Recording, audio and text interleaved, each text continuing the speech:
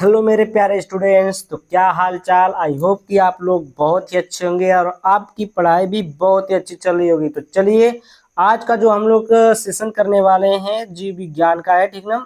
Unsolved set जो है जीव विज्ञान का, देखिए कौन सा कराएंगे हम। तो यहाँ पर देखिए आपको मैं बता दूं, यहाँ पर देखिए सेट नंबर 1 हो चुका है। सेट नंबर 1 आपका ये पूरा कंप्लीट हो चुका है, प्लेलिस्ट में वीडियो जाकर देखिए। सेट नंबर 2 कंप्लीट हो चुका है, प्लेलिस्ट में 1 शॉट जाकर देखिए, ठीक ना। और यहाँ पर देखिए आपका सेट नंबर 3 आ गया है। कौन सा? सेट नंबर 3 आ गया है। और सेट नंबर 3 को आज हम लोग क्या करेंगे, कंप्लीट करने वाले हैं। तो यहाँ पर चलिए हम लोग शुरू करते हैं ना देर करते हुए। तो यहाँ पर देखिए पहला, यहाँ पर देखिए बहुविकल्पी प्रश्न आपका आता है। इसका जो जीव विज्ञान का जो अनसॉल्व सेट है 3 है, 2024। कोड नंबर इसका है 348 GI, बायोलॉजी है, ठीक है। अब हम लोग चलिए यहाँ पर देखते हैं प्रश्न नंबर 1। प्रश्न नंबर 1 है, पुष्पों में कौन सा अंग स्त्री यानी कि मादा जनन अंग का प्रतिनिधित्व करता है? तो जो पुरुषों में पुष्पों में कौन सा ऐसा अंग होता है, पुष्पों में कौन सा ऐसा अंग होता है जो स्त्री यानी कि मादा जनन अंग का प्रतिनिधित्व करता है? तो इसमें आता है आपका पहला ही ऑप्शन सही है, जायांग, ठीक ना। कौन सा? जायांग ऑप्शन आपका फर्स्ट वाला क्या हो जाएगा, सही हो जाएगा, राइट आंसर हो जाएगा जायांग, ठीक। उसके बाद नेक्स्ट क्वेश्चन 2 है, पुरुष जनन तंत्र में कितने वृषण पाए जाते हैं? पुरुष जनन तंत्र में कितने वृषण पाए जाते हैं? तो इसका राइट आंसर आपका हो जाएगा, देखिए पहला 1, दूसरा 1 जोड़ी, दूसरा 2 जोड़ी, 3 जोड़ी। तो जो पुरुष जनन तंत्र में वृषण पाए जाते हैं, 1 जोड़ी पाए जाते हैं। वृषण का मतलब वही अंडकोश को कहते हैं, ठीक है। तो ये आपका वृषण जो होता है 1 जोड़ी पाए जाते हैं, यानी कि डबल होते हैं, ठीक है। उसके बाद देखिए MRI जो बोलते हैं ना, MRI। तो यहाँ पर देखिए MRI संकेताक्षर का पूर्ण रूप है। तो यहाँ पर जो MRI है इसका जो पूर्ण रूप है आपका, ये आपका सेकेंड वाला ऑप्शन से हो जाएगा, मैग्नेटिक रेजोनेंस इमेजिंग, ठीक ना। मैग्नेटिक रेजोनेंस इमेजिंग क्या होता है? Magnetic resonance imaging. तो ये आपका क्या हो जाएगा, ऑप्शन नंबर सेकंड वाला सही जवाब हो जाएगा। उसके बाद प्यारे बच्चों यहाँ पर देखिए घ वाला क्वेश्चन है, कह रहा है कि दात्र कोशिका रक्तता रोग किस प्रकार के उत्परिवर्तन का उदाहरण है? तो यहाँ पर आपका ऑप्शन 1 दिया है बिंदु उत्परिवर्तन, ऑप्शन 2 दिया है असुगुणिता, और ऑप्शन 3 दिया है आपका कौन सा, विलोपन, और ऑप्शन 4 दिया है स्थानांतरण। तो इसमें आपका ऑप्शन 1 सही हो जाएगा, बिंदु उत्परिवर्तन, ठीक ना। तो ऑप्शन नंबर 1 क्या हो जाएगा, आपका सही जवाब हो जाएगा। तो चलिए यहाँ पर चलते हैं हम लोग अति लघु उत्तरीय प्रश्न, जो प्रश्न नंबर 2 है इसको देखते हैं। तो यहाँ पर देखिए डाउन, ये भी आपका 1 अंक का होता है। कितने अंक का होता है? 1 अंक का होता है, ठीक है। ये 1 अंक का होता है, इसमें बहुत ज्यादा लिखने की जरूरत नहीं, जो पूछा है वही लिख देते हैं। यहाँ पर पूछा क्या है, डाउन सिंड्रोम विकार गुणसूत्र के किस जोड़े पर असामान्यता के कारण होता है? तो आपका जो डाउन सिंड्रोम आपका रोग होता है, ये देखिए डाउन सिंड्रोम विकार 21वीं जोड़ी के अतिरिक्त क्रोमोसोम की उपस्थिति के कारण होता है। किस जोड़ी के? 21वीं जोड़ी। जो आप में 21वीं जोड़ी होती है, 23 जोड़ी होते हैं ना क्रोमोसोम, जो गुणसूत्र होते हैं 23 जोड़ी होते हैं। तो ये जो 21वीं जोड़ी होती है, इसी के अतिरिक्त इसी में एक और गुणसूत्र जुड़ जाता है, इसी के अधिकता के कारण ये डाउन सिंड्रोम विकार होता है, ठीक है। तो यहाँ पर देखिए आपका प्रश्न नंबर 2 का ख है। प्रश्न नंबर 2 का ख कह रहा है कि स्त्रियों द्वारा उपयोग किए जाने वाले किसी एक गर्भ निरोधक का नाम लिखिए। तो मैं इसको देखिए लिखा हूँ, स्त्रियों द्वारा उपयोग किए जाने वाले एक गर्भ निरोधक का नाम, यहाँ पर आप पढ़ सकते हैं, मैं इसको पढ़ने वाला नहीं हूँ, ठीक है। तो आप लोग इसको पढ़िए। अब हम लोग आगे चलते हैं। अब क्वेश्चन ऐसा पूछा है तो आंसर भी उसका वैसा ही होगा, जैसा क्वेश्चन वैसा आंसर। इसमें कोई देखिए कोई शर्माने वाली या कोई वो वाली बात नहीं है। तो जीव विज्ञान है तो हमको बायोलॉजी, आपको पता ही होगी बायोलॉजी क्यों पढ़ाई जाती है, ठीक है। तो बायोलॉजी की जानकारी आप लोग रखिए और ये सब पढ़ते रहिए, ठीक है। हम लोग आगे चलते हैं। तो यहाँ पर देखिए क्वेश्चन नंबर आपका 2 का ग है, कह रहा है कि RNA में कौन सी शर्करा उपस्थित होती है? सिंपल सी बात है, RNA में राइबोज शर्करा उपस्थित होती है। कौन सी? RNA में राइबोज शर्करा उपस्थित होती है। उसके बाद प्रश्न नंबर 2 का घ है, नर युग्मक कोद्भिद का विकास पुष्प के किस अंग में होता है? तो नर युग्मक का जो विकास पुष्प के किस अंग में होता है? तो यहाँ पर देखिए लिखा हो नर युग्मक कोद्भिद का विकास पुष्प के लघु बीजाणुधानी में होता है। किस अंग में होता है? लघु बीजाणुधानी में होता है। ठीक ना? तो यहाँ तक आपका प्रश्न नंबर अंगा वाला देखिए यहाँ पर नर जनन कोशिकाएं किस प्रकार के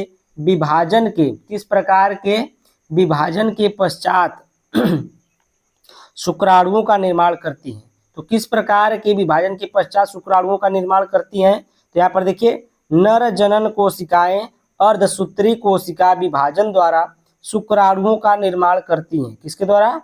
अर्धसूत्री कोशिका विभाजन द्वारा शुक्राणुओं का निर्माण करती हैं। तो यहाँ तक हुआ। अब चलते हैं लघु उत्तरीय प्रश्न फर्स्ट वाले यानी कि प्रश्न नंबर 3 पर चलते हैं हम लोग। तो यहाँ पर देखिए हम लोग प्रश्न नंबर 3 का क वाला देखिए पीयूष ग्रंथि के 2 कार्य लिखिए। बस 2 कार्य लिखना। पीयूष ग्रंथि के देखिए 2 कार्य। यह स्वायत्त तंत्रिका तंत्र को संदेश भेजती है। क्या करती है? मैसेंजर होता है, ये मैसेज भेजती है। ठीक है, संदेश भेजती है जिससे रक्तचाप, जो आपका रक्तचाप होता है बीपी जिसे बोलते हैं, ठीक है, रक्तचाप, हृदय गति, इसको ब्लड प्रेशर बोलते हैं, इसको ब्लड प्रेशर बीपी बोलते हैं, और हृदय गति और श्वास जैसी चीजें नियंत्रित होती हैं। ठीक ना? पीयूष ग्रंथि क्या करता है? यह स्वायत्त तंत्रिका तंत्र को संदेश भेजता है जिससे आपका रक्तचाप जो बीपी होता है, हृदय गति जो होता है, श्वास जैसी चीजें जो होती हैं वो सब क्या करती है? ये नियंत्रित होती है। ठीक ना? इसके संदेश भेजने से। दूसरा इसमें है यह विकास चयापचय, यानी कि अपचय आप पढ़े होंगे, चयापचय इसमें लिखा है, और प्रजनन को नियंत्रित करती है। ठीक ना? यह विकास चयापचय और प्रजनन को क्या करती है? नियंत्रित करती है। उसके बाद देखिए क्वेश्चन नंबर है परनिषेचन को परिभाषित कीजिए। यहाँ पर परनिषेचन है, ठीक ना? गलत हो जाता है लिखते लिखते कहीं कहीं। तो यहाँ पर देखिए नर व मादा युग्मक अलग अलग जनन उत्पन्न करते हैं। जो नर व मादा युग्मक होते हैं क्या करते हैं? अलग अलग जनक उत्पन्न करते हैं। यहाँ पर जनक है, जनक उत्पन्न करते हैं। इस कारण 2 जनकों की आवश्यकता होती है। किस कारण? इस कारण 2 जनकों की क्या होती है? आवश्यकता होती है। यह एक सामान्य प्रक्रिया है। यह क्या है? एक सामान्य प्रक्रिया है। इसमें भिन्नता अधिक उत्पन्न होती है। इसमें क्या होता है? भिन्नता अधिक उत्पन्न होती है। जैसे इसमें भिन्न भिन्न चीजें आ जाती हैं। जैसे मनुष्य में, या ये जो परनिषेचन होता है ये मनुष्य में होता है, पक्षी में होता है। किसमें होता है? मनुष्यों में होता है और पक्षियों में होता है परनिषेचन। तो इसमें देखिए नर व मादा युग्मक अलग अलग जनक उत्पन्न करते हैं। इस कारण 2 जनकों की आवश्यकता होती है। यह एक सामान्य प्रक्रिया है। इसमें विभिन्नता अधिक उत्पन्न होती है। यह किसमें हो सकती है? मनुष्य में हो सकती है और पक्षियों में हो सकती है। उसके बाद देखिए आपका प्रश्न नंबर 3 का ग है। ठीक है, तो ये देखिए अनिषेक जनित फल क्या है? अनिषेक जनित फल क्या है? एक उदाहरण दीजिए। अनिषेक जनित फल क्या है? एक उदाहरण दीजिए। तो यहाँ पर देखिए अनिषेक जनित फल वे फल होते हैं जो बिना निषेचन के विकसित होते हैं और इनमें आमतौर पर बीज नहीं होता। अनिषेक जनित फल के कुछ उदाहरण ये रहे। जैसे जो आपका अनिषेक जनित फल होते हैं ना, उसमें क्या पाया जाता है? बीज नहीं पाया जाता है, और वह बिना निषेचन के बिना संबंध बनाए ये क्या होते हैं? विकसित होते हैं। ठीक ना? यानी कि बिना निषेचन के होते हैं। तो इसमें क्या होता है? बीज नहीं पाया जाता है। जो इस प्रकार के फल होते हैं उसमें बीज नहीं पाए जाते हैं। जैसे यहाँ पर देखिए हम लिखे हैं केला है, केला में आप बीज नहीं पाएंगे। अंजीर है, अनानास है, अंगूर है आदि, इन चारों चीजों में आप क्या बीज नहीं पाएंगे। ठीक है, तो आगे चलते हैं हम लोग। आगे क्वेश्चन है प्रश्न नंबर 3 का घ। कह रहा है कि उन्नायक के किन्हीं 2 कार्यों का वर्णन कीजिए। उन्नायक के किन्हीं 2 कार्यों का क्या करना है? वर्णन कीजिए। तो यहाँ पर देखिए उन्नायक डीएनए अनुक्रम है जिसमें आरएनए पॉलीमरेज जुड़ता है। ठीक ना? ये क्या है? एक डीएनए अनुक्रम है। इसमें क्या होता है? आरएनए पॉलीमरेज क्या करता है? जुड़ता है। यह ट्रांसक्रिप्शन कारकों और आरएनए पॉलीमरेज को जोड़ने का काम करता है।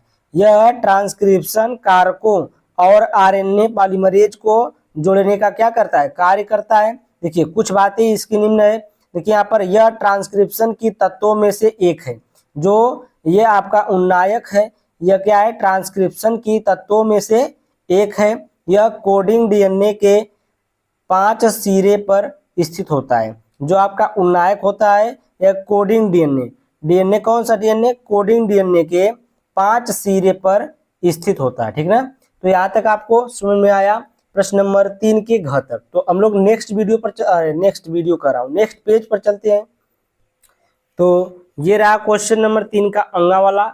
मानव में किन्हीं 2 लिंग संलग्न रोगों के नाम लिखना है। ठीक ना, मानव में किन्हीं 2 लिंग संलग्न रोगों के नाम लिखिए जो वंशानुगति होते हैं। जो रोग, जैसे यहाँ पर देखिए मानव में लिंग संलग्न रोगों के 2 नाम निम्नलिखित हैं। जो 2 नाम क्या है, निम्नलिखित हैं। पहला हीमोफीलिया है, दूसरा वर्णांधता है। ठीक ना, जो हीमोफीलिया है और वर्णांधता। देखिए हीमोफीलिया क्या होता है, हीमोफीलिया एक आपका क्या है, लिंग संलग्न रोग है। अगर ये आपके पिता में रोग है तो आपको भी होगा, आपके बच्चों को भी होगा और बच्चे के बच्चों को भी होगा। ठीक ना, ये फैलने वाला रोग है, ये जैसे जेनेटिक्स एक रोग होता है। ठीक ना, हीमोफीलिया और वर्णांधता। अब देखते हैं प्रश्न नंबर 4। प्रश्न नंबर 4 देखिए क्या है। प्रश्न नंबर 4 है, कह रहा है कि मानव में कैंसर रोग के कारणों का उल्लेख कीजिए। कैंसर होने के संभावित कारण, उत्तर है कैंसर होने के संभावित कारण क्या क्या हो सकते हैं। देखिए जो मानव में कैंसर रोग होता है उसके कारण क्या है, वो क्यों होता है, कैसे होता है, किन किन चीज़ों से होता है, कैसे सेवन करते हैं तो होता है। तो ये सब चीज़ें हम इसमें लिखे हैं। तो यहाँ पर देखिए पहला है धूम्रपान यानी कि सिगरेट या बीड़ी के सेवन से मुंह, गले, फेफड़े, पेट और मूत्राशय का कैंसर होता है। ठीक ना, किससे, धूम्रपान यानी कि सिगरेट और बीड़ी के सेवन से मुंह का कैंसर होता है, गले, फेफड़े, पेट और मूत्राशय का कैंसर होता है। उसमें देखिए दूसरी पॉइंट है तंबाकू से पान, सुपारी, पान मसालों एवं गुटखों के सेवन से मुंह, जीभ, खाने की नली रहेगी, यहाँ पर खाने की नली रहेगी। ठीक है, यहाँ पर नली रहेगी, खाने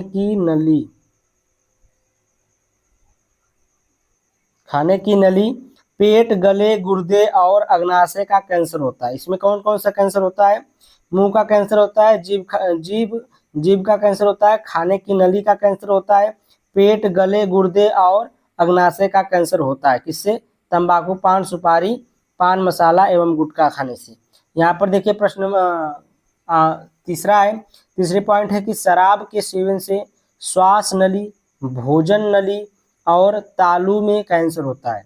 शराब के सेवन से कौन कौन सा, श्वास नली में कैंसर हो सकता है, भोजन नली में आपके कैंसर हो सकता है और तालू में कैंसर होता है। ठीक है, अब देखिए प्रश्न नंबर 4 का ख है। प्रश्न नंबर 4 का ख, एलर्जी को उदाहरण सहित समझाइए। तो एलर्जी देखिए 2024 का जो सेट नंबर 2 है 348, जिसका कोड है 348 GH का प्रश्न नंबर 5 का ख देखिए, बहुत विधिवत से लिखिए। प्रश्न नंबर 5 का ख देखिए, ये PDF के लिए है लेकिन हम यहाँ पर आपको बताएंगे। ठीक है, एलर्जी के बारे में।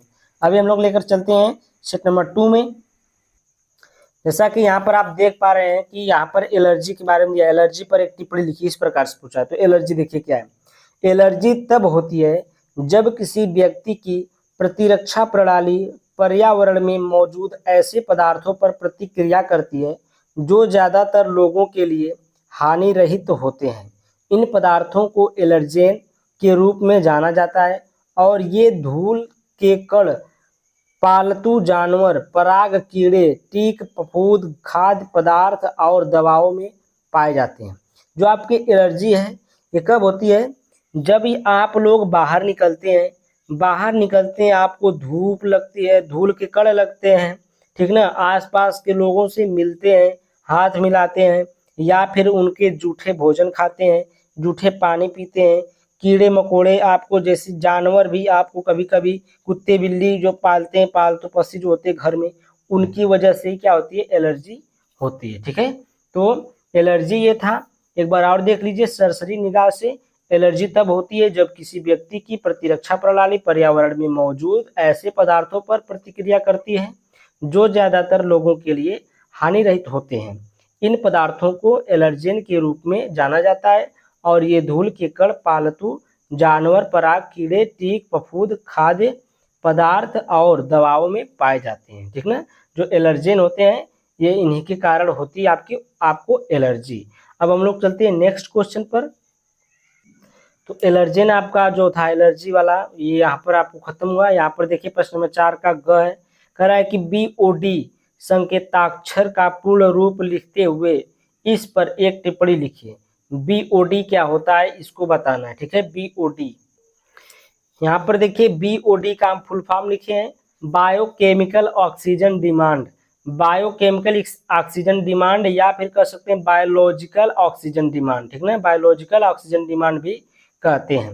रासायनिक उर्वरकों में मुख्य रूप से यूरिया, अमोनियम सल्फेट आदि का प्रयोग होता है। जल में शैवाल की वृद्धि होती है। शैवाल के मरने पर यह बैक्टीरिया द्वारा सड़ता है। यह किसके द्वारा सड़ता है? यह बैक्टीरिया द्वारा सड़ता है। तो हम लोग आगे चलते हैं। बैक्टीरिया द्वारा सड़ता है। इस सड़न प्रक्रिया में जल में घुले ऑक्सीजन का उपयोग होता है, जिससे जल में घुले ऑक्सीजन की मात्रा कम हो जाती है। इस प्रक्रिया को बायोलॉजिकल ऑक्सीजन डिमांड कहा जाता है। देखिए जो आपका सड़न होता है उस सड़न प्रक्रिया में जो होता है जल में घुले ऑक्सीजन का उपयोग होता है। ठीक ना, जिससे जल में घुले ऑक्सीजन की मात्रा क्या हो जाती है? कम हो जाती है। इस प्रक्रिया को हम लोग क्या कहते हैं? बायोलॉजिकल ऑक्सीजन डिमांड कहते हैं। जब जल में घुले ऑक्सीजन की मात्रा कम होती है ना, तो जल में जो रहने वाले जीव जंतु होते हैं उनका क्या होती है? जनसंख्या कम होने लगती है, यानी कि वह खत्म होने लगते हैं, मरने लगते हैं। अब देखिए प्रश्न नंबर आपका 4 का घ है, उत्पादकता पर टिप्पणी लिखिए। उत्पादकता क्या होता है? यहाँ पर देखिए उत्पादकता किसी कार्बनिक जैव पदार्थ जैव मात्रा के परिमाण में ऊर्जा की मात्रा को निरूपित करता है। उत्पादकता क्या करता है? कोई कार्बनिक जैव मात्रा के परिमाण में ऊर्जा की मात्रा को क्या करता है? निरूपित करता है। ठीक ना, ये उत्पादकता का मतलब एक ऊर्जा को निरूपित करने वाला एक कोई मान लीजिए कोई चीज है। ठीक है, जो एक परितंत्र द्वारा स्थिर किया जाता है अथवा इसके घटक प्रति इकाई समय द्वारा, जैसे ग्राम प्रति मीटर स्क्वायर या वर्ष कह सकते हैं। ठीक ना, ग्राम प्रति मीटर स्क्वायर या फिर कह सकते हैं वर्ष। इसके मान का उपयोग विभिन्न परितंत्र की उत्पादकता की तुलना करने में किया जाता है। उत्पादकता दो प्रकार की होती है। कौन सी? प्राथमिक तथा द्वितीयक उत्पादकता।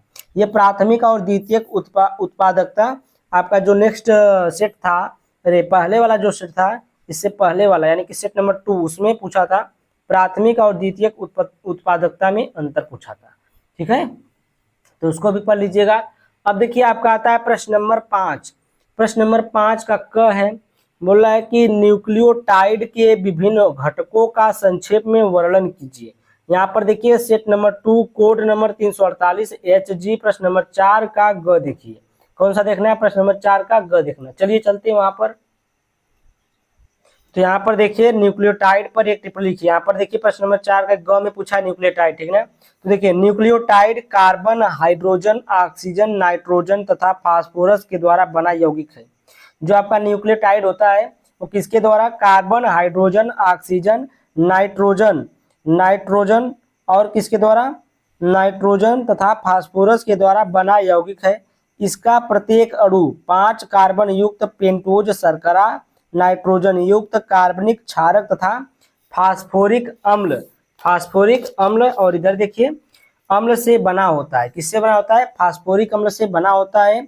ये तीनों अणु आपस में सहसंयोजी बंध द्वारा जुड़कर न्यूक्लियोटाइड के जटिल अणु का निर्माण करते हैं। इसमें कौन कौन सा आता है? शर्करा आता है, नाइट्रोजन युक्त क्षार आते हैं, फास्फोरिक अम्ल आता है। ये तीनों मिलकर के क्या करते हैं? एक जटिल अणु का निर्माण करते हैं। न्यूक्लियोटाइड की एक जटिल अणु का क्या करते हैं, निर्माण करते हैं, ठीक ना। इसमें आपका फास्फोरस भी रहता है, देखिए फास्फोरिक अम्ल है, नाइट्रोजन युक्त क्षारक है, शर्करा है। तो हम लोग चलते हैं, तो आपका यहाँ पर देखिए बचा आपका है कौन सा, प्रश्न नंबर 5 का ख वाला, संक्रामक रोगों पर टिप्पणी लिखिए। तो ये set number 2 code number 348 GH प्रश्न नंबर 9 का अथवा वाला, अथवा का दूसरा वाला देखिए, अथवा का दूसरा वाला देख रहे हैं हम लोग यहाँ पर। तो देखते हैं क्या है। तो ये आपका है संक्रामक रोग, पहला हेडिंग है संक्रामक रोग।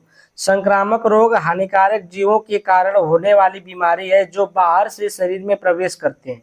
नजला, जुकाम, मलेरिया, गोनेरिया, नजला, जुकाम, मलेरिया, गोनेरिया, सिफिलिस आदि संक्रामक रोग, आदि क्या है, संक्रामक रोग। संक्रामक रोग जीवाणु, कवक, विषाणु आदि द्वारा फैलते हैं, ठीक ना। जो संक्रामक रोग होता है जीवाणु द्वारा, कवक द्वारा और विषाणु द्वारा क्या होते हैं, ये फैलते हैं। संक्रामक रोग का संचारण कैसे करेंगे, तो यहाँ पर देखिए प्रत्यक्ष संचारण करेंगे संपर्क द्वारा।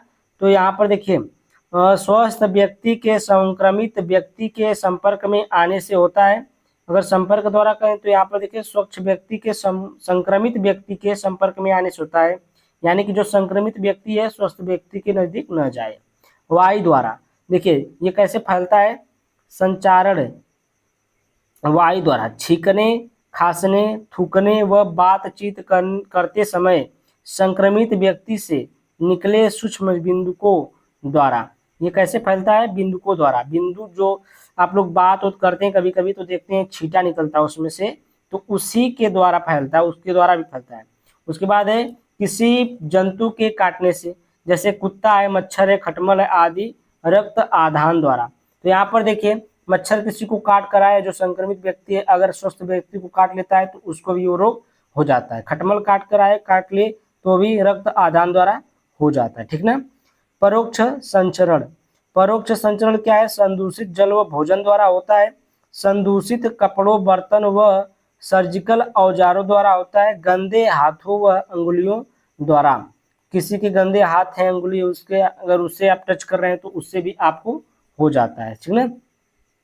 और यहाँ पर संक्रमक रोग नियंत्रण एवं निवारण, ये नियंत्रण एवं निवारण है। अब देखिए संक्रामक रोग छूट के रोग होते हैं, जो ये होते हैं संक्रामक रोग क्या होते हैं, छूट के रोग होते हैं, रोग हैं।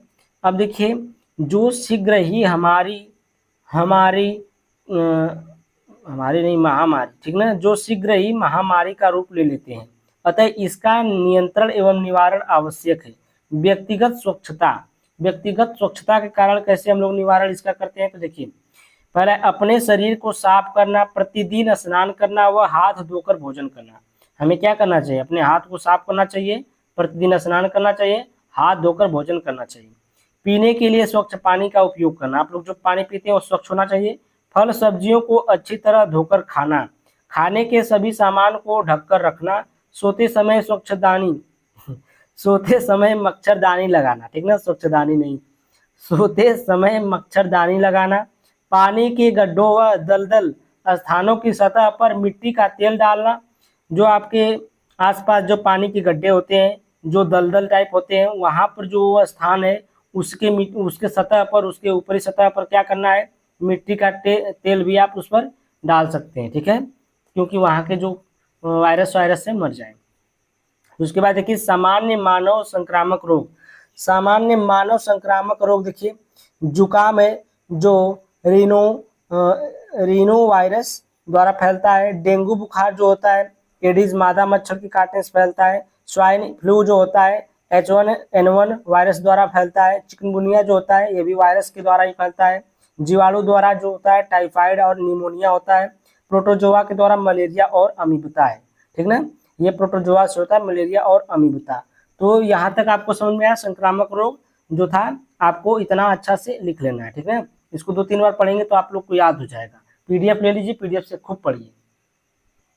अगला क्वेश्चन है प्रश्न नंबर 5 का ग, समजातता क्या है, उदाहरण सहित वर्णन कीजिए।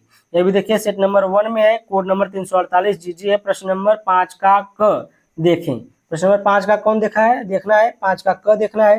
तो देखिए अगर आप लोग अंशाल सेट नहीं ले रहे, पीडीएफ नहीं ले रहे हैं तो इसको बढ़िया से लिख लीजिए, ठीक है। नहीं तो पीडीएफ लेंगे तो आपका बहुत फायदा होगा। एक बार वीडियो देखेंगे, समझ लेंगे, उसके बाद पढ़ते रहेंगे तो आपको हर एक चीज याद हो जाएगी बढ़िया से। तो इसमें देखते हैं हम लोग प्रश्न नंबर 5 का क देखते हैं क्या है। तो ये देखिए आपका प्रश्न नंबर 5 का क है, जीव विज्ञान समझाता पर टिप्पणी लिखिए। तो यहाँ पर देखिए समझाता क्या है। जीव विज्ञान में दो या अधिक वर्गों में संरचनात्मक समानता या जीन की समानता यह दर्शाती है कि उन प्राणियों के वंशज समान थे। इसी गुण को समझाता कहते हैं।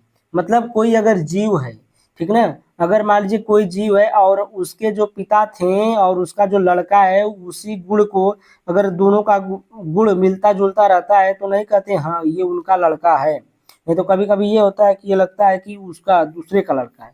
तो ये वंशज समान थे, इसी गुण को हम लोग क्या बोलते हैं, समजातता बोलते हैं, कहते हैं। तो यहाँ पर देखिए उदाहरण के लिए घोड़े का अग्रपाद, जो घोड़े का अग्रपाद होता है उसके बच्चे का भी उसका जो अग्रपाद होगा वैसा ही होगा। मनुष्य की अग्रपाद, पक्षी के पंख, जो पक्षी के पंख हो गए वो उनके बच्चों का भी उसी तरह से पंख होगा, ठीक ना। तो ये सब जो उदाहरण पूछा था, उदाहरण है घोड़े का अग्रपाद, मनुष्य की अग्रपाद, पक्षी के पंख आदि। तो यह समझाता था। एक क्वेश्चन इसमें और हम लोग देखेंगे, क्वेश्चन नंबर आपका प्रश्न नंबर 5 का घ देखेंगे, जो इस वीडियो का लास्ट क्वेश्चन है। और एक वीडियो और बनेगी, चाहे जितने मिनट की हो, उसको भी हम एक वीडियो में समाप्त करेंगे, पूरा 6 से लेके 9 तक।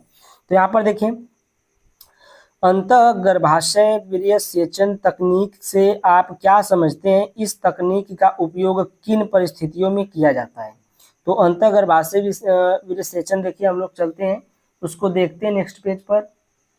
तो यहाँ पर देखिए अंतः गर्भाशय वीर्यसेचन, कृत्रिम वीर्यसेचन भी कहते हैं इसको, ठीक ना। अंतः गर्भाशय वीर्यसेचन को हम लोग क्या बोलते हैं, कृत्रिम वीर्यसेचन। कृत्रिम का मतलब जो होता है डॉक्टर द्वारा जो सुई से गर्भ दिया जाता है, ठीक ना। तो यहाँ पर देखिए कृत्रिम वीर्यसेचन या फिर इसको आर्टिफिशियल इंसेमिनेशन कहते हैं, में कृत्रिम साधनों द्वारा मादा के जनन पथ में ऐच्छिक नर के वीर्य को, ऐच्छिक नर यानी कि जो इच्छा के अनुसार अपना दान करता है, ठीक ना, नर के वीर्य को सुई द्वारा पहुंचाया जाता है। मादा में क्या करता है, सुई द्वारा पहुंचाया जाता है। इसमें उत्तम नस्ल के नर पशु का वीर्य एकत्रित करके या तो तुरंत ही अथवा हिमीकृत करके मतलब कुछ देर तक, कुछ दिन तक रख करके, सुरक्षित रख करके उसको करके बाद में प्रयोग में लाया जाता है। उसके वीर्य को बाद में भी प्रयोग में लाया जाता है, उसको एक उचित स्थान पर रख करके, बचा करके, हिमीकृत कर करके, ठीक है। और यहाँ पर देखिए गर्भ धारण कराने के उद्देश्य से मैथुन के बजाय अन्य तरीके से मादा के गर्भाशय में नर का शुक्राणु पहुंचाना ही कृत्रिम वीर्यसेचन कहलाता है, या फिर अंतः गर्भाशय वीर्यसेचन कहलाता है, ठीक है। तो यहाँ पर देखिए कृत्रिम वीर्यसेचन का महत्व जो होता है, यहाँ पर देखिए वांछित नस्ल की प्राप्ति में सरलता होती है। और ये वांछित नस्ल मतलब एक अच्छी नस्ल की प्राप्ति में क्या होती है, सरलता होती है। एक नर के वीर्य से कई मादाओं को गर्भित किया जा सकता है। जो आप एक नर के वीर्य से क्या करते हैं, कई मादाओं को क्या किया जा सकता है, गर्भित किया जा सकता है। वीर्य को हिमीकृत करके एक स्थान से दूसरे स्थान तक ले जाना अति सरल है। यानी कि अगर वीर्य को हम लोग हिमीकृत करें, अगर बढ़िया से रखा जाए, एक उचित स्थान पर रखा जाए, ठीक ना, तो उसको हम लोग क्या करें, एक स्थान से दूसरे स्थान तक ले जाया जा सकता है उसको ले। अब देखिए एक विदेशों में रखे गए उत्तम नस्ल के सांड के वीर्य की भी प्रयोग में लाया जा सकता है। वीर्य को भी क्या प्रयोग में लाया जा सकता है, ठीक ना, यहाँ पर को रहेगा, को भी प्रयोग में लाया जा सकता है। किसके, सांड के, उत्तम नस्ल के जो सांड होते हैं जहाँ जो विदेशों में उनका वीर्य रखा गया है। तो यहाँ पर देखिए आखिरी पॉइंट है यहाँ पर, संक्रामक रोगों के फैलने की संभावनाएं कम हो जाती। इससे क्या होता है, संक्रामक रोगों से फैलने की संभावना क्या हो जाता है, आदमियों में भी और उनमें भी क्या हो जाता है, संक्रामक रोगों के फैलने की संभावनाएं कम हो जाती है, ठीक ना। तो ये आपका प्रश्न नंबर 5 का घ तक पूरा कंप्लीट हुआ इस वीडियो में। नेक्स्ट वीडियो जो आएगी प्रश्न नंबर 6 से लेकर के प्रश्न नंबर 7, 8, 9 तक पूरा अथवा मथवा सब, ठीक ना, एक भी क्वेश्चन नहीं छोड़े हैं, सब क्वेश्चन को हम कराए हैं, सभी क्वेश्चन को उसमें करा देंगे। आप लोग स्क्रीनशॉट भी ले सकते हैं यहाँ तक। और आप लोग को मैं बता दूं कि अगर आप लोग पीडीएफ नहीं लेना चाह रहे हैं तो मत लीजिए, लेकिन अगर आप लोग पीडीएफ लेंगे तो आपके लिए इतना लाभदायक होगा कि अच्छे परसेंटेज भी आ सकते हैं उससे, ठीक ना। तो मैं यही कहूँगा कि आप लोग पीडीएफ खरीद लीजिए। तो यहाँ पर देखिए प्रश्न नंबर 6 का कह रहा है कि वंशागति के क्रोमोसोम सिद्धांत का वर्णन कीजिए। कौन सा? वंशागति के क्रोमोसोम सिद्धांत। तो यहाँ पर देखिए हम लोग हेडिंग लगाए उत्तर में, वंशागति का क्रोमोसोम सिद्धांत। तो यहाँ पर देखिए वंशागति को क्रोमोसोमवाद वाल्टर सटन तथा थियोडोर बोवेरी कहिए चाहे बोमेरी कहिए, ठीक ना, बोमेरी ने दिया। वो कब दिया था? 1902 ईस्वी में दिया था। क्रोमोसोम सिद्धांत के अनुसार, इस सिद्धांत के अनुसार क्या था? देखिए गुणसूत्र भी जीन की तरह व्यवहार करता है। इन्होंने मेंडल के नियमों को क्रोमोसोम की गतिविधि को समझाया। इन्होंने क्या बताया? जो वाल्टर सटन तथा थियोडोर थे, इन्होंने बताया कि मेंडल के नियमों को क्रोमोसोम की गतिविधि को समझाया था। इन्होंने बताया कि जीन के समान ही गुणसूत्र भी युग्म के रूप में पाए जाते हैं। जो आपके जीन होते हैं वो क्या होते हैं? उसी के समान गुणसूत्र भी आपके कैसे पाए जाते हैं? युग्म के रूप में पाए जाते हैं, यानी कि जोड़े के रूप में पाए जाते हैं।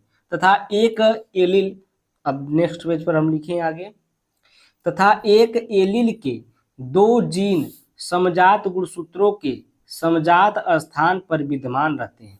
क्या बताएं? कि तथा एक एलील के दोनों जीन समजात गुणसूत्रों के समजात स्थान पर विद्यमान रहते हैं। जैसे मान लीजिए ये दोनों क्या है? गुणसूत्र है। ये क्या है? जोड़ा में गुणसूत्र है, ये भी जोड़ा में आपका क्या है? गुणसूत्र है। और वहीं पर आपका जो गुणसूत्र है जोड़ा में है, किसने बताया था? वाल्टर सटन ने बताया था। और यहाँ पर देखिए थियोडोर ने। और यहाँ पर जो जीन है ये भी क्या है? आपके जोड़े में पाए जाते हैं, ठीक ना। ये दोनों आपके जीन है, जोड़े में ये जीन है, और ये भी जोड़े में क्या है? जीन है, ठीक है। ये दोनों क्या है? जीन है। और ये आपका गुणसूत्र है, ठीक ना, ये गुणसूत्र है और ये क्या है? जीन है। जब ये गुणसूत्र जोड़े में पाए जाते हैं तब ये क्या पाए जाते हैं? जीन भी आपके जोड़े में पाए जाते हैं। तो यहाँ पर देखिए जैसे टी, कैपिटल टी है, स्मॉल टी है, और इस कैपिटल टी, इसमें अगर कैपिटल टी है और ये देखिए कैपिटल टी दोनों है तो ये लंबा पौधा होगा, और ये कैपिटल टी स्मॉल टी है तब ये लंबा पौधा होगा। अगर स्मॉल टी होता तो कैसा पौधा होता है? बौना पौधा होता है, ठीक है। तो जीन गुणसूत्र पर उपस्थित होते हैं, जो जीन होते हैं वो गुणसूत्र पर उपस्थित होते हैं, ठीक ना। ये जीन किस पर उपस्थित होते हैं? गुणसूत्र पर उपस्थित होते हैं। तो यहाँ पर ये गुणसूत्र है तो यहाँ पर क्या पाए जाएंगे? जीन भी वहीं पर मिलेंगे, ठीक है। तो यहाँ पर गुणसूत्र जोड़े के रूप में है तो जीन भी किस में रूप में होते हैं? जोड़े के रूप में होते हैं। यही ये नियम, मतलब ये सिद्धांत बताता है।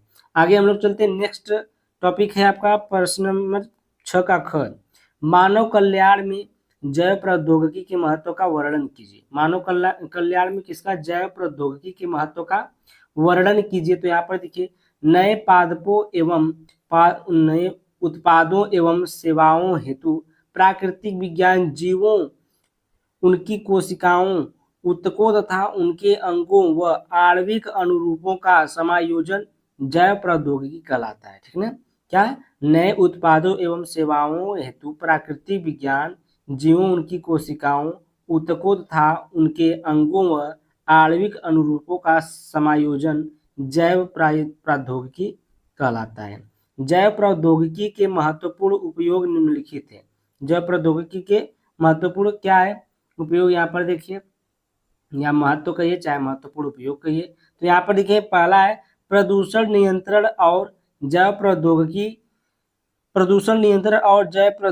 डीएनए पुनर्योगज तकनीकी द्वारा ऐसे जीवाणु किए गए हैं जो समुद्र में तिल रिसाव के प्रदूषण को प्रभावी रूप से कम या समाप्त कर सकते हैं, ठीक ना। जो समुद्र में आपका तिल रिसाव हो रहा है उसको क्या किया जा सकता है? उनके द्वारा कम किया जा सकता है या फिर समाप्त किया जा सकता है। उसके बाद देखिए दूसरी पॉइंट है उद्योगों के क्षेत्र में जैव प्रौद्योगिकी अब उद्योगों के क्षेत्र में देख लेते हैं जैव प्रौद्योगिकी। जेनेटिक इंजीनियरिंग द्वारा अधिक उत्पादन व उच्च गुणवत्ता देने वाले ऐसे सूक्ष्मजीव विकसित किए गए हैं जो एंटीबायोटिक, एंजाइम, कार्बोनिक अम्ल, एल्कोहल आदि के व्यावसायिक उत्पादन में प्रयोग होते हैं। जो आपके उद्योग एवं उद्योग के क्षेत्र में जब जब प्रौद्योगिकी देखिए, जेनेटिक इंजीनियरिंग, ये इंजीनियरिंग का मतलब ये कोर्स नहीं होता है, ठीक है। बायोलॉजी में जेनेटिक इंजीनियरिंग एक टॉपिक होती है। द्वारा अधिक उत्पादन व उच्च गुणवत्ता देने वाले ऐसे सूक्ष्मजीव विकसित किए गए हैं जो एंटीबायोटिक, एंजाइम, कार्बनिक अम्ल, एल्कोहल आदि के व्यावसायिक उत्पादन में प्रयोग होते हैं। नेक्स्ट है इसमें तीसरा है कि फोरेंसिक साइंस में जैव प्रौद्योगिकी, देखिए पीसीआर जेनेटिक इंजीनियरिंग के प्रयोग ने आपराधिक समस्याओं का निदान सुझाया है। आपराधिक समस्याओं का निदान सुझाया है किससे? जेनेटिक इंजीनियरिंग से। जैसे फिंगर प्रिंटिंग हो गया, जैसे फिंगर का आपका जो फिंगरप्रिंट वहाँ पर लिया जाता है। जैसे कि अगर कहीं पर कोई चोरी हो गई है या फिर मर्डर हो गया है तो उस पर आपका जेनेटिक इंजीनियरिंग, उसमें जेनेटिक क्या किया जाता है, चेक किया जाता है। यानी कि आपका फिंगर चेक किया जाता है, बाल वाल अगर मिल जाता है तो उससे चेक हो जाता है, नाखून मिल जाता है तो उससे चेक हो जाता है आपका।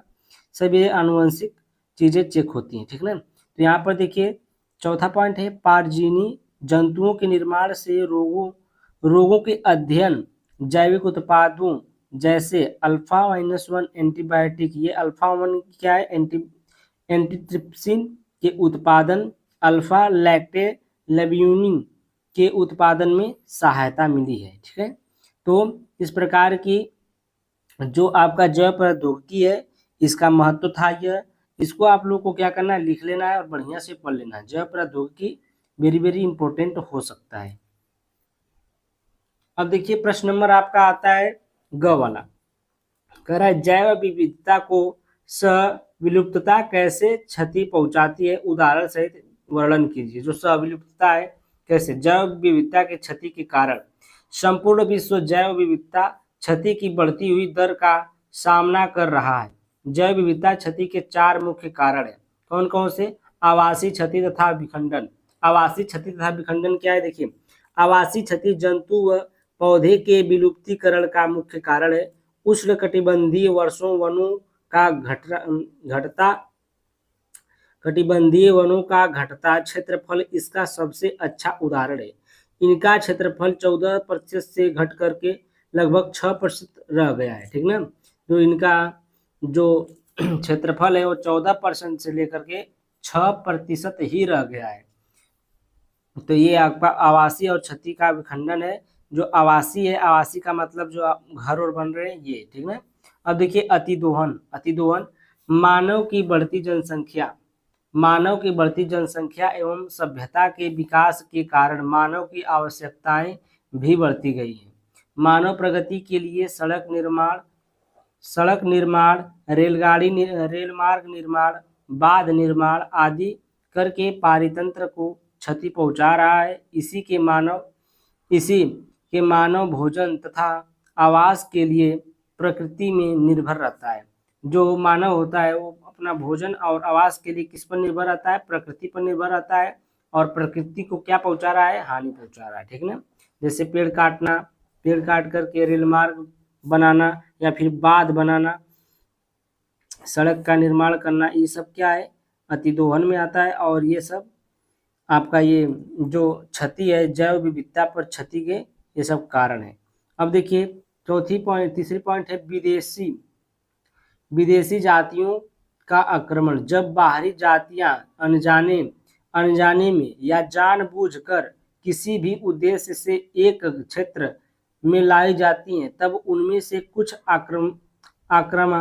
आक्रामक होकर स्थानीय जातियों में कमी या उनकी विलुप्ति का कारण बन जाती है।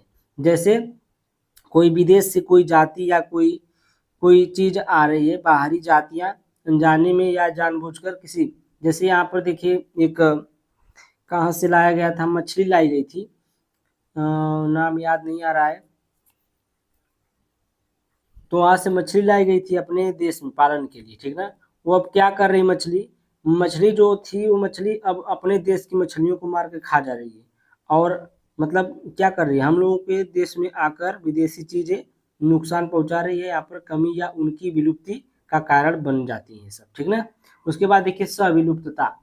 सविलुप्तता क्या है, चौथा है सविलुप्तता, एक जाति की विलुप्त होने से उस पर आधारित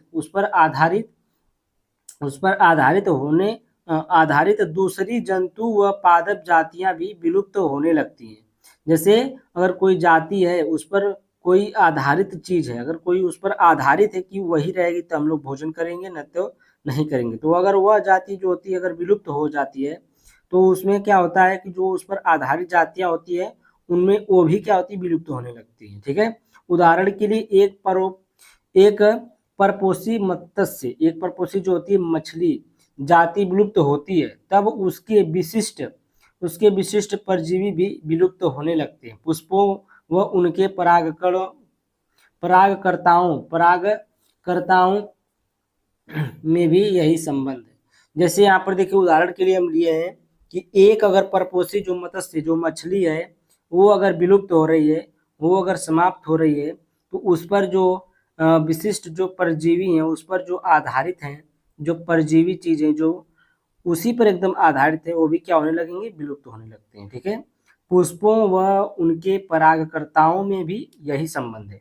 जो पुष्प होते हैं, फूल होते हैं, उनके परागकर्ता में भी यही संबंध होता है, ठीक है। आगे हम लोग चलते हैं नेक्स्ट पेज पर। तो ये है हमारा नेक्स्ट पेज है, प्रश्न नंबर 6 का घ है, प्रतिजैविकों के उत्पादन में कवक प्रजातियों के महत्व पर उदाहरणों सहित प्रकाश डालिए। तो यहाँ पर देखिए जो प्रतिजैविक है उत्पादन में कवक प्रजातियों पर महत्व, तो यहाँ पर देखिए कवक जो होते हैं, कवक प्रतिजैविकों के उत्पादन में अहम भूमिका निभाते हैं। जो कवक होते हैं वो प्रतिजैविकों के उत्पादन में क्या होते हैं, अहम भूमिका निभाते हैं।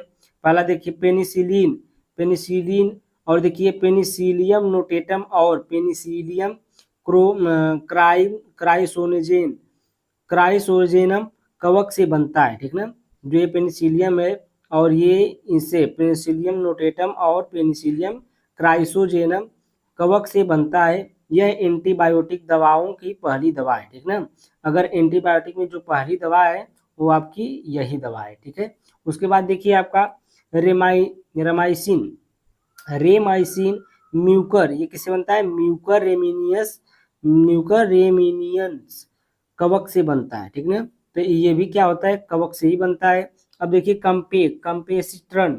कंपेसिट्रन सेलियोटा कंपेसिट्रस कवक से बनता है। तो जितने कवक से बनने वाले हैं सबको मैं लिखा हूँ यहाँ पर देखिए प्रोलोफेरिन, जो आपका प्रोलोफेरिन है ये भी किससे बनता है, एस्परजिलस प्रोलोफेरेंस कवक से बनता है। इसमें इतना टेढ़ा टेढ़ा नाम दिया है ना, मैं खुद इसमें अटक जा रहा हूँ। तो यहाँ पर देखिए फ्यूमागैलिन, ये किससे बनता है, एस्परजिलस फ्यूमेगेटेस कवक से बनता है। टॉलीपोक्लेडियम इन्फ्लेटम कवक से साइक्लोस्पोरीन बनता है, जिसका इस्तेमाल अंग प्रत्यारोपण में किया जाता है। और यहाँ पर देखिए एस्परगिलस टेरेस कवक से लोवास्टेटिन बनता है। किससे बनता है, एस्परगिलस टेरेस कवक से लोवास्टेटिन बनता है, जिसका इस्तेमाल कोलेस्ट्रॉल कम करने में किया जाता है, ठीक ना। जिसका इस्तेमाल किसमें किया जाता है, कोलेस्ट्रॉल कम करने में किया जाता है। कवक से जुड़ी कुछ और जानकारी, तो यहाँ पर देखिए कवक से जुड़ी खोजों ने औषधि विज्ञान में काफी बदलाव लाया है। जो कवक से जुड़ी खोजों ने औषधि विज्ञान में काफी बदलाव लाया है। पहला कवक का इस्तेमाल कृषि में जैविक कीटनाशक के रूप में भी किया जाता है। जो कवक होता है इसका इस्तेमाल कहाँ किया जाता है, कृषि में जैविक कीटनाशक जो होते हैं कीटनाशकों के मारने में किया जाता है। उसके बाद कवक पोषक तत्वों को इस तरह से बदल देते हैं कि वे पौधों के लिए उपलब्ध हो जाए। जो कवक होते हैं वो पोषक तत्व को इस प्रकार से बदल देते हैं कि जो उसमें बदलते हैं कि पौधों के लिए वह क्या हो जाए, उपलब्ध हो जाए। तो हम लोग नेक्स्ट पेज पर और प्रश्न नंबर 7 पर चलते हैं। तो हम लोग आ गए हैं प्रश्न नंबर 7 पर। क्वेश्चन नंबर क्या कर रहा है, देखिए, एक पारिस्थितिकी तंत्र में ऊर्जा प्रवाह का सचित्र वर्णन कीजिए। ऊर्जा प्रवाह, देखिए पारितंत्र में ऊर्जा प्रवाह कैसे होता है। देखिए, पारितंत्र को ऊर्जा मुख्य रूप से सौर ऊर्जा के रूप में प्राप्त होती है। जो पारितंत्र होता है उसमें जो ऊर्जा होती है वो मुख्य रूप से सौर ऊर्जा के रूप में प्राप्त होती है। सौर ऊर्जा का उपयोग हरे पादप यानी कि उत्पादक जो होते हैं, ठीक ना, हरे पादप ही कर सकते हैं। उत्पादक यानी कि हरे पौधे प्रकाश संश्लेषण की क्रिया द्वारा सौर ऊर्जा को रासायनिक ऊर्जा में बदलकर कार्बनिक पदार्थों के रूप में संचित करते हैं। खाद्य पदार्थ के रूप में ऊर्जा यानी कि उत्पादक जो हरे पौधे से विभिन्न स्तर के उपभोक्ताओं को प्राप्त होती है।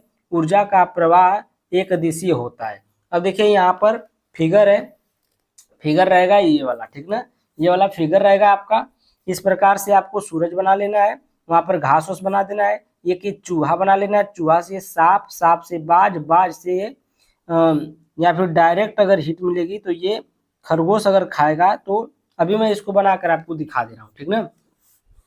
तो यहाँ पर देखिए आपको क्या बनाना है, पहले यहाँ पर आपको इस प्रकार से यहाँ पर घास बना लेना है। ये देखिए आपका घास हो गया, ठीक है, ये क्या हो गया, घास हो गई।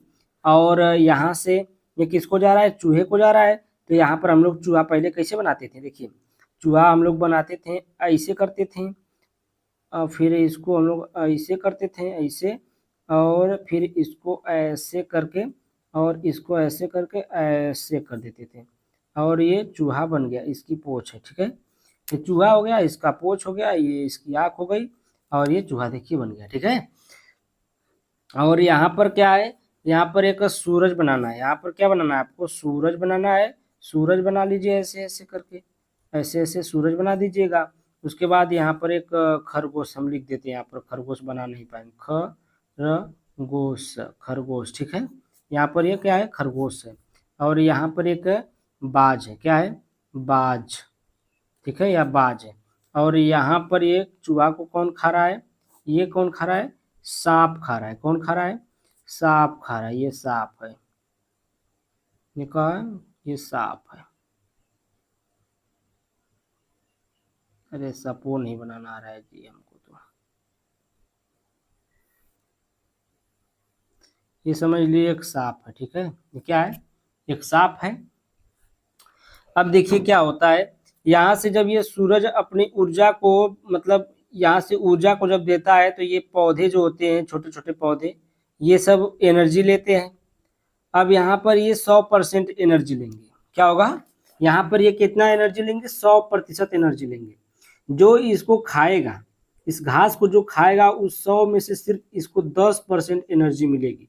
यानी इस चूहे को इसको 10% की एनर्जी मिलेगी, ठीक है। कितनी मिलेगी, 10% एनर्जी मिलेगी। और उस 10% का एनर्जी इसको मिलेगी, ठीक ना। तो अब फिर ये खाएगा इसको, कौन खाएगा, अब ये खाएगा बाज, ठीक ना। देखिए जैसे ये घास खाया, कौन, मान लीजिए चूहा घास खाया, चूहा घास खाया। यहाँ पर खरगोश है, खरगोश भी क्या करता है, खरगोश घास खाता है। अगर चूहा मान लीजिए अगर ये इसको खा रहा है, तो चूहा क्या करेगा, 10% एनर्जी पाएगा। 100% का 10% कितना आएगा, 10 आएगा, तो 10% एनर्जी पाएगा।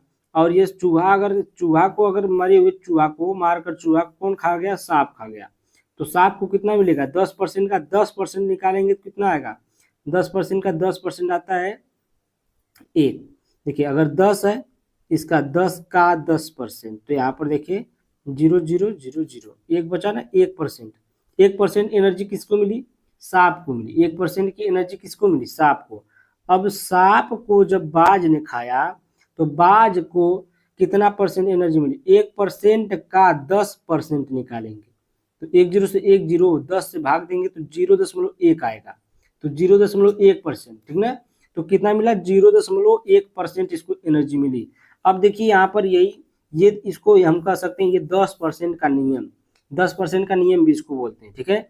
और अगर यही वाला जो घास डायरेक्ट खरगोश खा रहा है और खरगोश डायरेक्ट बाज खा रहा है, तो देखिए अगर ये घास खरगोश खाएगा तो इसको 10% एनर्जी मिली और 10% का 10% बाज को मिली, तो ये बाज का 10% अगर पाएगा तो ये कितना आ गया आपका, ये आ जाएगा 1% इसको मिली, ठीक है। और 0.1% अगर पाएगा तो बहुत कम मिली, तो इसको बहुत ज़्यादा एनर्जी नहीं मिलती है, ठीक है। अगर हम शाकाहारी की बात करें तो सबसे ज़्यादा एनर्जी कौन पाता है, शाकाहारी पाता है। तो शाकाहारी रहो, मांसाहारी बनने की क्या जरूरत है। अब देखिए हम लोग आगे चलते हैं, फिगर आपको समझ में आ गया होगा। आगे देखिए क्या है, प्रत्येक खाद्य स्तर पर उपलब्ध ऊर्जा का 90% जीवधारी की जैविक क्रियाओं में खर्च हो जाती है, केवल 10% संचित ऊर्जा ही अगले खाद्य स्तर को हस्तांतरित होती है, ठीक ना। समझ में आया ना, 10% सिर्फ मिलता है।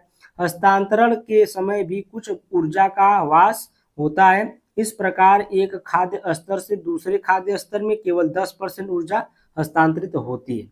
उदाहरण में देखिए यहाँ पर लिखे हैं, उदाहरण एक खाद्य श्रृंखला में यदि उत्पादक के पास 100% ऊर्जा है, जैसे अभी हम समझाए 100% यहाँ पर मान लीजिए कितना है, यहाँ पर 100% पूरा एनर्जी इसके पास है, ठीक ना। इस पौधे के पास जो घास होती है उसके पास 100% एनर्जी है, 100% एनर्जी मिलेगी, उससे उससे दूसरे श्रेणी के उपभोक्ता जैसे मांसाहारी को केवल 1% ऊर्जा मिलेगी, ठीक ना, केवल 1%। देखिए यहाँ पर तो प्रथम श्रेणी के उपभोक्ता जो है 100% ऊर्जा मिली, तो प्रथम श्रेणी के उपभोक्ता यानी कि शाकाहारी के को कितने मिलेगी, केवल 10% ऊर्जा मिलेगी, ठीक ना। उससे दूसरे श्रेणी के उपभोक्ता मांसाहारी को केवल 1% एनर्जी मिलेगी, जैसे मैं आपको बताया, ठीक है, ऊर्जा मिलेगी। इसी प्रकार अगली श्रेणी के उपभोक्ता को 0.1% ऊर्जा मिलती है। इस प्रकार एक से दूसरी श्रेणी के जीव को केवल 10% ऊर्जा पिछली श्रेणी से प्राप्त हो सकती है। जैसे कि मैं अभी आपको समझाया उसी प्रकार उपभोक्ता में सर्वाधिक ऊर्जा केवल शाकाहारी को प्राप्य है, ठीक ना। इस उपभोक्ता में किसको सबसे ज्यादा एनर्जी मिलेगी, तो शाकाहारी को मिलेगी, वो भी कितना 100% का 10%। क्वेश्चन बढ़िया था ना, क्वेश्चन बढ़िया था। यहाँ पर देखिए प्रश्न 7 का अथवा है, पारितंत्र के विभिन्न घटकों का वर्णन कीजिए। पारितंत्र के घटक, पारिस्थितिकी तंत्र के मुख्यतः 2 घटक होते हैं, जैविक तथा अजैविक घटक। जैविक घटक देखिए पारिस्थितिकी तंत्र में 3 प्रकार के जैविक घटक होते हैं। देखिए पहला स्वपोषी ऑटोट्रॉफिक, ऑटोट्रॉफिक होता है एक होता है परपोषी हेटेरोट्रॉफिक, और तथा अपघटक यानी कि डेमो डिकम्पोजर्स। क्या होता है, डिकम्पोजर्स। तो यहाँ पर देखिए पहली हेडिंग है स्वपोषी घटक। हरे पादप पारितंत्र के स्वपोषी घटक होते हैं। ये सौर ऊर्जा तथा क्लोरोफिल की उपस्थिति में CO2 तथा जल से प्रकाश संश्लेषण की क्रिया द्वारा कार्बनिक भोज्य पदार्थों का संश्लेषण करते हैं। हरे पादप उत्पादक भी कहलाते हैं। जो हरे पौधे होते हैं कैसे क्या होते हैं, उत्पादक भी उसको हम लोग कहते हैं। तो यहाँ पर देखिए परपोषी घटक में, परपोषी घटक ये अपना भोजन स्वयं नहीं बना सकते, ये भोजन के लिए प्रत्यक्ष या परोक्ष रूप से पौधों पर निर्भर रहते हैं, इन्हें उपभोक्ता कहते हैं। जैसे अभी हम लोग देखे हैं जो खरगोश था वो किस पर आश्रित था, पौधे पर। तो अब घटक देखिए क्या है, ये जीव कार्बनिक पदार्थों को उनके अवयवों में तोड़ देते हैं। ये मुख्यतः उत्पादक व उपभोक्ता के मृत शरीर पर अपघटन करते हैं, इन्हें मृतजीवी भी कहते हैं। सामान्यतः यह जीवाणु व कवक होते हैं। जैसे आप लोग देखें जो खरगोश को खा करके सांप खाते थे खरगोश, और किसको खा जाते थे, चूहे को सांप खाता था, सांप को कौन खा जाता था, आपका वो खा जाता है, बाज खा जाता है, ठीक है। तो उस प्रकार से यहाँ देखिए दूसरा है अजैविक घटक। अजैविक घटक क्या है, किसी भी पारितंत्र के अजैविक घटक 3 भागों में विभाजित किए जा सकते हैं। जलवायुवी घटक, जल ताप प्रकाश आदि, ठीक ना। अगर जलवायु घटक होता है तो इसमें क्या आता है, जल आता है आपका, ताप आता है टेम्परेचर, प्रकाश आता है लाइट, ठीक ना। अकार्बनिक पदार्थ होते हैं carbon, oxygen, nitrogen, carbon dioxide आदि, ये विभिन्न चक्रों के माध्यम से जैव जगत में प्रवेश करते हैं, ठीक ना। जो अकार्बनिक पदार्थ होते हैं इनके चक्रों के माध्यम से जैव जगत में क्या करते हैं, प्रवेश करते हैं। नेक्स्ट देखते हैं हम लोग, तीसरी पॉइंट है इसमें कि कार्बनिक पदार्थ, अकार्बनिक था ये कार्बनिक है। प्रोटीन, कार्बोहाइड्रेट, वसा आदि ये क्या होती है? कार्बनिक पदार्थ होते हैं। ये अपघटित होकर पुनः सरल अवयवों में बदल जाते हैं। कार्यात्मक दृष्टि से अजैविक घटक दो भागों में विभाजित किए जाते हैं। जो अजैविक घटक होते हैं कितने भागों में? दो भागों में क्या किए जाते हैं? विभाजित किए जाते हैं। कौन कौन से? पदार्थ और ऊर्जा के भाग में इनको क्या किया जाता है? घटक को विभाजित किया जाता है। किसमें? पदार्थ और ऊर्जा के भाग में। तो यहाँ पर देखिए प्रश्न नंबर 8 आ गया है। प्रश्न नंबर 8 जो है आपका देखिए, क्रोमोसोमी विपथन से आप क्या समझते हैं? किन्हीं दो विपथन का वर्णन कीजिए। क्रोमोसोमी गुणसूत्र विपथन। तो यहाँ पर देखिए क्रोमोसोमी गुणसूत्र विपथन, देखिए क्रोमोसोमी कहिए चाहे गुणसूत्र कहिए, बात एक ही है। ये हिंदी में, ये इंग्लिश में।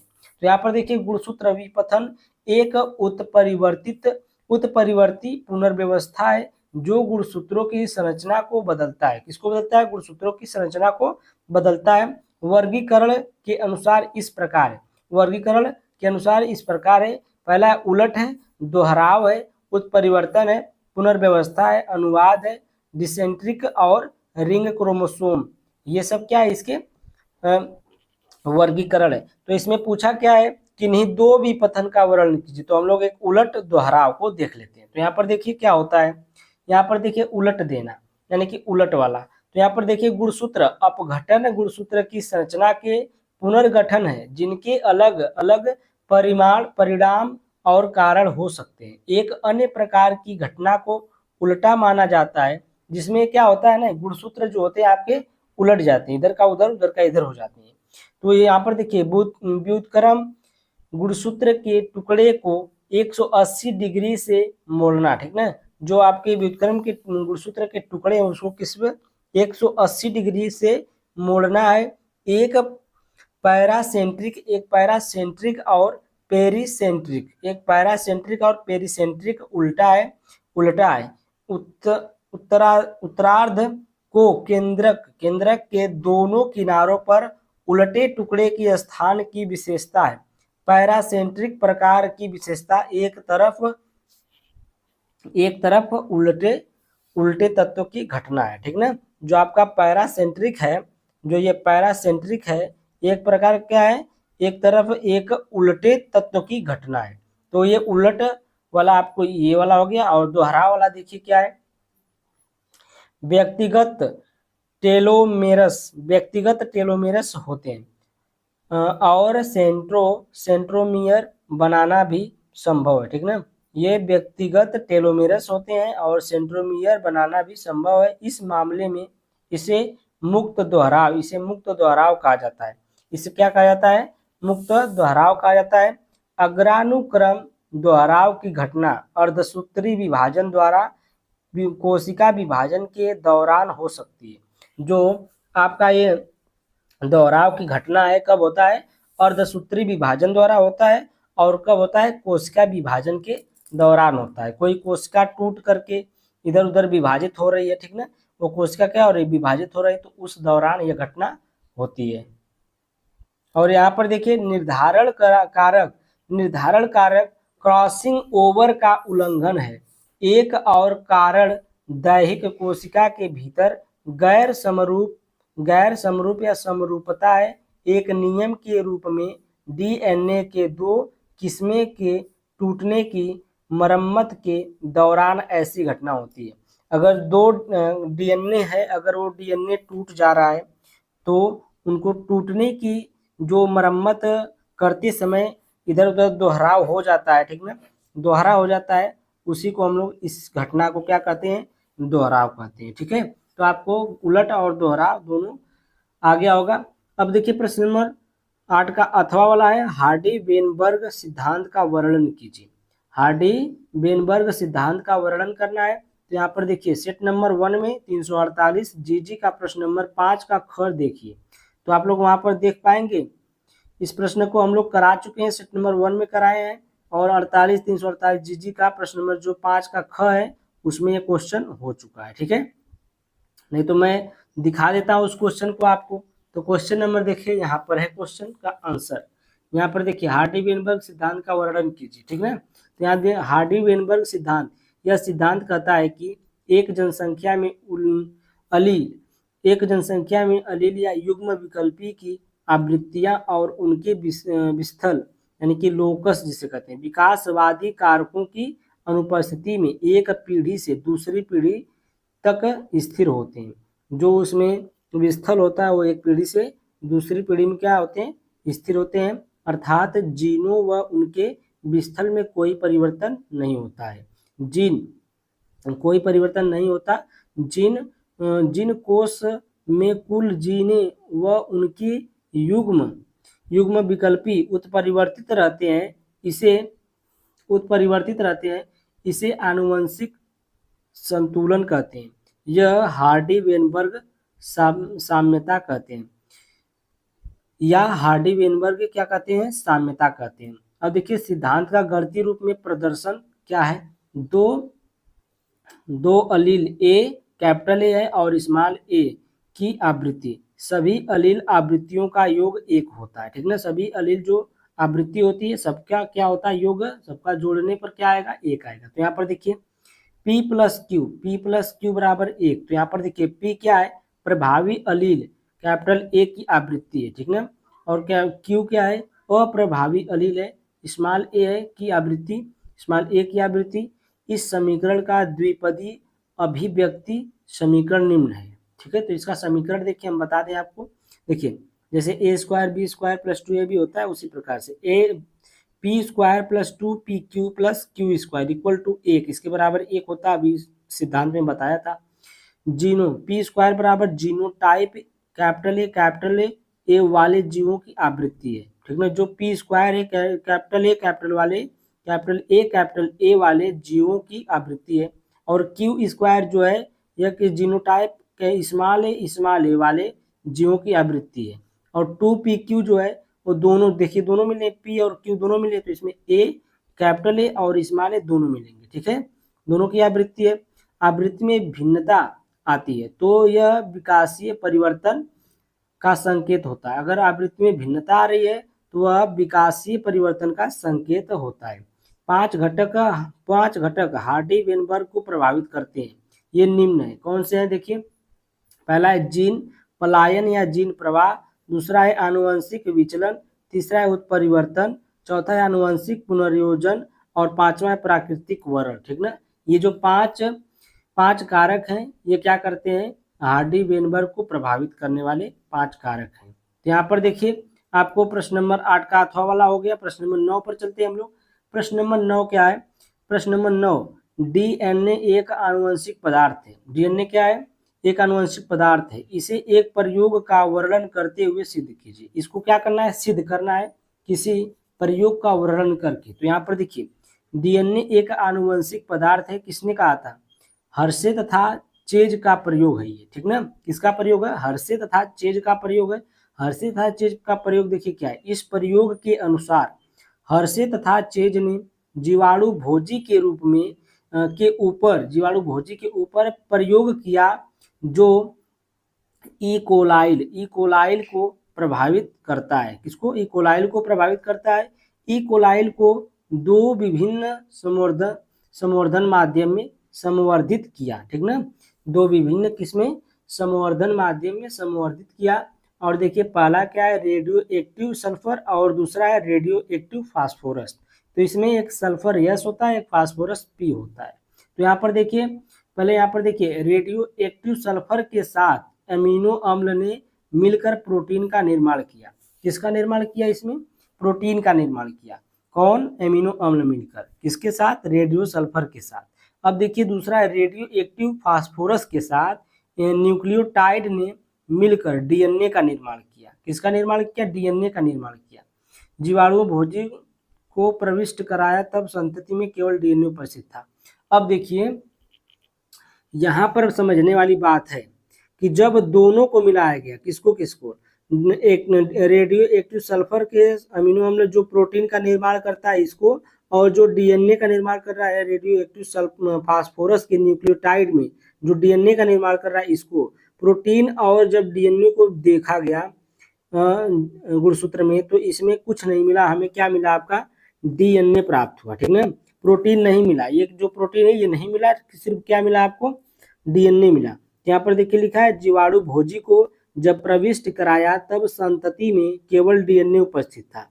तो यही यही प्रयोग है किसका, हर्षे तथा चेज का ये प्रयोग है कि डीएनए एक आनुवंशिक पदार्थ है जो एक पीढ़ी से दूसरी पीढ़ी में जाता है, न कि प्रोटीन आपका एक आनुवंशिक पदार्थ है। ठीक ना, तो यहाँ तक आपको समझ में आया। जब देखा गया, दोनों को चेक किया गया कि प्रोटीन भी उसी का पदार्थ है कि सिर्फ डीएनए है, तो इसमें क्या मिला आपको, डीएनए ही सिर्फ हम लोगों को मिला और प्रोटीन उसमें नहीं था। ठीक ना, तो इसमें देखिए बताया भी है कि जीवाणु भोजी को प्रविष्ट कराया तब संतति में केवल डीएनए उपस्थित था। ठीक है, यहाँ तक आपको समझ में आया होगा बहुत अच्छी तरीके से। तो ये देखिए हमारा नेक्स्ट क्वेश्चन है, प्रश्न नंबर 9 का अथवा वाला है। डीएनए बहुरूपता और जैव सूचना पर क्या लिखना है, टिप्पणी लिखना है। तो यहाँ पर देखिए डीएनए बहुरूपता उत्परिवर्तन के कारण होती है। किसी व्यक्ति में नए उत्परिवर्तन उनकी कायिक कोशिका या जनन कोशिकाओं में पैदा होते हैं। विकल्पी अनुक्रम विभिन्नता जिसे परंपरागत रूप से डीएनए बहुरूपता कहते हैं। क्या कहते हैं इसको, परंपरागत रूप से क्या कहते हैं, डीएनए बहुरूपता कहते हैं। मानव जनसंख्या में 0.01 से अधिक आवृत्ति में एक स्थल में असंगति मिलने से होता है। तो जो मानव में होता है तो किसे, मानव जनसंख्या में किसे 0.01 से अधिक आवृत्ति में एक स्थल में असंगति मिलने से होता है। साधारणतया यदि एक वंशागति उत्परिवर्तन जनसंख्या में उच्च आवृत्ति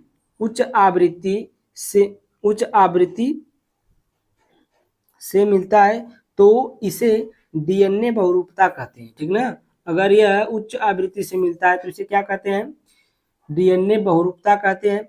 अब देखिए यहाँ तक आपको लिखना, डीएनए बहुरूपता कहते हैं, यहीं तक लिखेंगे तब भी सही है, नहीं तो ये तो आपको 5 नंबर में लिखना है, थोड़ा सा बढ़ा देंगे तो और अच्छा है। देखिए इस प्रकार की संभावना इंट्रान डीएनए अनुक्रम में ज़्यादा होती है तथा इन अनुक्रमों में होने वाला उत्परिवर्तन व्यक्ति की प्रजनन क्षमता को प्रभावित नहीं कर पाता है। बहुरूपता विभिन्न प्रकार की होती है, जिसमें एक न्यूक्लियोटाइड या विस्तृत स्तर पर परिवर्तन होता है। विकास व जाति उद्भवन में उपरोक्त बहुरूपता की बहुत बड़ी भूमिका होती है। ठीक ना, अगर ये जो बहुरूपता होती है कई प्रकार की होती है, विभिन्न प्रकार की होती है, जिसमें एक न्यूक्लियोटाइड या विस्तृत स्तर पर परिवर्तन होता है। विकास व जाति उद्भवन में उपरोक्त बहुरूपता की बहुत बड़ी भूमिका होती है। ठीक ना, इसकी भूमिका जो होती है बहुत बड़ी होती है। अब देखिए इसमें दूसरा टॉपिक है जैव सूचना विज्ञान। देखिए जैव सूचना विज्ञान में सेट नंबर 2 देखिए, उत्तर में क्या देखना है, सेट नंबर 2 का जो 348 जीएच में प्रश्न नंबर 6 का घ का पहला देखना है। ठीक ना, प्रश्न नंबर 6 का घ का पहला देखना है। तो इसमें आइए हम लोग देखते हैं। देखिए यहाँ पर हम ले लिए आपका प्रश्न नंबर 6 का घ है सेट नंबर 2 का। देखिए पूछा है जैव सूचना विज्ञान, यह जीव विज्ञान और सूचना प्रौद्योगिकी का एक मिश्रण है। इसमें जैविक डेटा को संग्रहित करने, विश्लेषण करने और प्रसारित करने के लिए कंप्यूटर तकनीकी का इस्तेमाल किया जाता है। किसका, कंप्यूटर तकनीकी का इस्तेमाल किया जाता है। जैव सूचना विज्ञान से जुड़ी कुछ महत्वपूर्ण बातें निम्न है। तो यहाँ पर देखिए कुछ महत्वपूर्ण बातें हैं। यह एक गतिशील और उभरता हुआ क्षेत्र है। जो आपका जैव सूचना विज्ञान है यह क्या है, यह एक गतिशील और उभरता हुआ क्षेत्र है। दूसरा है इसमें जीव विज्ञान, रसायन विज्ञान, गणित या सांख्यिकी का कंप्यूटर विज्ञान जैसे कई विषयों का समावेश है। ठीक ना, जो आपका जैव सूचना विज्ञान है इसमें जीव विज्ञान है, रसायन विज्ञान है, गणित है, सांख्यिकी और कंप्यूटर विज्ञान है जैसे कई विषयों का क्या है, समावेश है। कई विषय इसमें मिले हैं। अब देखिए दूसरा, जैव सूचना विज्ञान के जरिए जैविक डेटा को व्यवस्थित, संग्रहित और समझने के लिए तरीके विकसित किए जाते हैं। ठीक ना, जो जैव विज्ञान है, जैव सूचना विज्ञान है, इसके जरिए क्या किया जाता है, जैविक डेटा को व्यवस्थित, और संग्रहित और समझने के लिए क्या तरीके विकसित किए जाते हैं, ठीक ना। तो ये आपका प्रश्न नंबर जो है सेट नंबर आपका 3 था, ये पूरा कंप्लीट हुआ है 2 वीडियो में, ठीक ना। सेट नंबर 1 2 हो गया था, सेट नंबर 3 था। तो एक वीडियो कल बनी थी, एक वीडियो आज बनी है। तो दोनों वीडियो आप अपलोड हो चुकी है, और जाकर प्लेलिस्ट में सब वीडियो देखिए, और इसका 1 शॉट भी हम लेकर आएंगे, ठीक है। Thank you, bye bye for watching my video, bye bye.